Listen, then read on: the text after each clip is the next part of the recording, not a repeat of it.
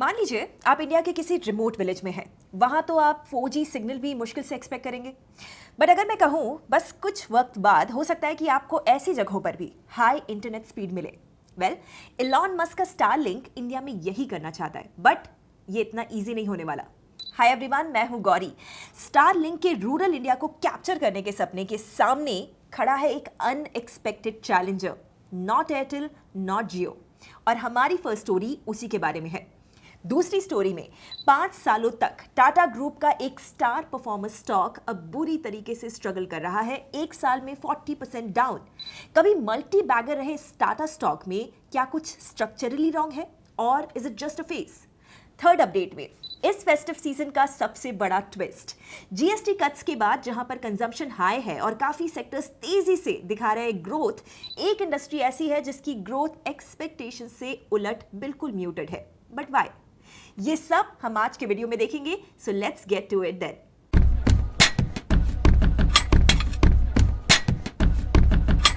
Elon Musk के Starlink ने एक बात तो क्लियर कर दी है, उनके लिए इंडिया के रूरल यूजर्स ही उनके मेन कंज्यूमर्स होने वाले हैं। बट इंटरेस्टिंग बात ये नहीं है, इंटरेस्टिंग पार्ट ये है कि इंडिया में स्टारलिंक के इस रूरल इंडिया को जीतने के मिशन में उनका सबसे बड़ा चैलेंजर जियो या एयरटेल, इवन वोडाफोन नहीं है, बल्कि बीएसएनएल हो सकता है। स्टारलिंक ने recently India mobile Congress event में ये अनाउंस किया कि उनका सैटेलाइट ब्रॉडबैंड सर्विस तभी सक्सेसफुल होगा इंडिया में जब रूरल यूजर्स ऑन बोर्ड आएंगे। ग्लोबली भी स्टारलिंक की यही स्ट्रैटेजी काम करती है। ज्यादातर कस्टमर्स विलेजेस और रिमोट रीजन से ही आते हैं, जहां पर स्टारलिंक लोगों को पहली बार रियल ब्रॉडबैंड का टेस्ट देता है, और अब वही मॉडल इंडिया में रेप्लिकेट करने की प्लानिंग है। टेक्निकली देखा जाए तो ये करने के लिए स्टारलिंक का सेटअप काफी एडवांस्ड है। ये लो अर्थ ऑर्बिट सैटेलाइट्स के through high speed internet beam करता है।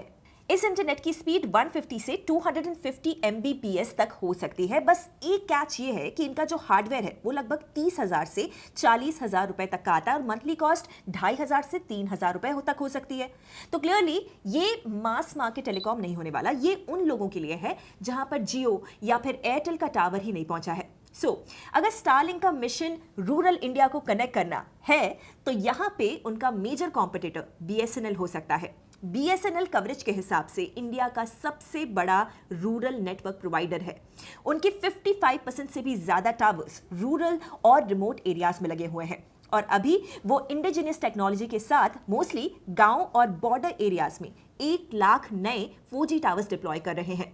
उनके भारत नेट जैसे प्रोजेक्ट्स गवर्नमेंट बैक्ड इनिशिएटिव्स हैं, जहां पर लाखों ग्राम पंचायत को ब्रॉडबैंड से कनेक्ट किया जा रहा है। तो जहां प्राइवेट टेलीकॉम कंपनीज को रूरल रोल आउट महंगा लगता है, बीएसएनएल वहीं पे गवर्नमेंट मैंडेट के अंडर ऑलरेडी प्रेजेंट है। बट स्टारलिंक के कंपैरिजन में बीएसएनएल का एक इंटरेस्टिंग कॉन्ट्रास्ट है। स्टारलिंक के पास कटिंग एज स्पीड और ग्लोबल टेक्नोलॉजी है, तो बीएसएनएल के पास ग्राउंड इंफ्रास्ट्रक्चर और गवर्नमेंट फंडिंग। स्टारलिंक उन जगहों तक पहुंच सकता है जहां पर बीएसएनएल के टावर्स भी नहीं है, जैसे कि माउंटेन्स, डेजर्ट्स या फिर फॉरेस्ट रीजन्स। लेकिन बीएसएनएल के प्लान्स चीप हैं और लोकल एक्सेसिबिलिटी काफी ज्यादा है। तो ये राइवलरी एक तरीके से रीच वर्सेस कॉस्ट का बैटल बनने वाली है। पर ये दोनों राइवल्स हमेशा कंपीट करें ऐसा जरूरी भी नहीं है। इनफैक्ट अगर स्टारलिंक अपना प्राइसिंग मॉडल गवर्नमेंट स्कीम्स के साथ थोड़ा सा अलाइन करे तो दोनों मिलकर इंडिया के डिजिटल डिवाइड को ब्रिज भी कर सकते हैं। आज की second story is about the changing fate of a Tata stock. 2023 में टाटा ग्रुप का retail brand Trent stock market का डार्लिंग हुआ करता था। ज़ूडियो के हर नए स्टोर के साथ शेयर प्राइस ऊपर जा रहा था, लेकिन अब ट्रेंड का शेयर डाउनवर्ड स्पाइरल में है। अपने ऑल टाइम हाई से वो नियरली 45% नीचे ट्रेड कर रहा है। So what changed? एक ऐसा स्टॉक जो इन्वेस्टर्स के वार्डरोब का मस्ट हैव था, वो सडनली आउट ऑफ फैशन कैसे हो गया?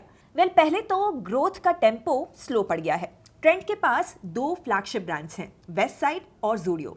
ज़ूडियो ने अफोर्डेबल फैशन मार्केट में 1,000 रुपए के नीचे की प्राइसिंग और फास्ट एक्सपेंशन के साथ लिटरली डिस्ट्रप्शन ला दिया था। हर क्वार्टर नए स्टोर्स, नई सिटीज और बम्पर सेल्स नंबर्स रिपोर्ट हो रहे थे। बट अब ग्रोथ की स्पीड स्लो हो गई है। सितंबर क्वार्टर में रेवेन्यू 17% ईयर ऑन ईयर बढ़ा और फर्स्ट हाफ में 19%। अब ऑब्जेक्टिवली हम देखें तो ये नंबर्स डिसेंट लगते हैं, पर ब्रोकरेजेस ये कह रहे हैं कि ये स्लो डाउन का स्टार्ट लग रहा है। But as per the analyst, Zudio stores specially tier 2 और छोटी सिटीज में एक्सपेक्टेड लेवल का सेल्स थ्रू आउट नहीं दे पा रहे हैं और कंपनी साइक्लिकली वीक फेज से गुजर रही है। लाइक फॉर लाइक सेल्स यानी कि एग्जिस्टिंग स्टोर्स की ऑर्गेनिक ग्रोथ लो सिंगल डिजिट्स में है। मतलब रीसेंट क्वार्टर में रेवेन्यू का मेजर बूस्ट नए स्टोर से आ रहा है, पुराने स्टोर से नहीं। सो ट्रेंड ग्रो कर रहा है, यस, लेकिन ये ग्रोथ ज्यादा एक्सटेंसिव है, इंटेंसिव नहीं है, और ये इन्वेस्टर सेंटिमेंट को थोड़ा कॉशियस बना रहा है। And secondly, there is a valuation correction also. Trent एक समय पर 100 टाइम्स फॉरवर्ड अर्निंग्स के वैल्यूएशन पर ट्रेड कर रहा था, यानी इन्वेस्टर्स फ्यूचर के 100 सालों की ग्रोथ करंट प्राइस में डाल चुके थे। लेकिन since late 2024 investors high PE consumption stock से निकलकर डिफेंस, पीएसयूज और कैपिटल गुड्स जैसे साइक्लिकल सेक्टर में शिफ्ट होने लगे हैं, जिसका रिजल्ट ये है कि अब वैल्यूएशन रियलिस्टिक हो रहा है। But despite this correction, trend अभी भी इंडिया के फैशन रिटेल स्पेस का एक मेजर प्लेयर बना हुआ है। उनके पोर्टफोलियो का 21% ब्यूटी, इनरवेयर, पर्सनल केयर और फुटवेयर जैसी कैटेगरी से आता है, जहां पर फ्यूचर ग्रोथ काफी प्रॉमिसिंग है। मतलब कि शॉर्ट टर्म करेक्शन के बावजूद कंपनी अपने कंज्यूमर प्रोपोजिशन और स्केल पे कॉन्फिडेंट है। थर्ड स्टोरी में इस साल ऑनगोइंग फेस्टिव सीजन में इंडियन कार्स और आईफोन्स पर लोग स्प्लर्ज कर रहे हैं, लेकिन एयर ट्रैवल से अपना डिस्टेंस बना रहे हैं। फेस्टिव क्वार्टर जो हमेशा से एयरलाइंस के लिए बेस्ट हुआ करता था, इस बार फीका फीका सा लग रहा है। सिविल एविएशन मिनिस्ट्री के डेटा के हिसाब से इस बार एयरलाइंस के पैसेंजर नंबर्स सिर्फ 4.8 लाख पर डे के आसपास है, जबकि एयरलाइंस इसको 5.2 लाख के ऊपर एक्सपेक्ट कर रहे थे। मोरओवर, डिमांड लास्ट ईयर के कंपैरिजन में 2% लोअर है, इवन दो एयरलाइंस ने कैपेसिटी को बढ़ा दिया है। इसके चलते आईसीआरए ने तो FY26 के लिए एयर पैसेंजर ग्रोथ फोरकास्ट भी 9% से जस्ट 5 to 7% कर दी है।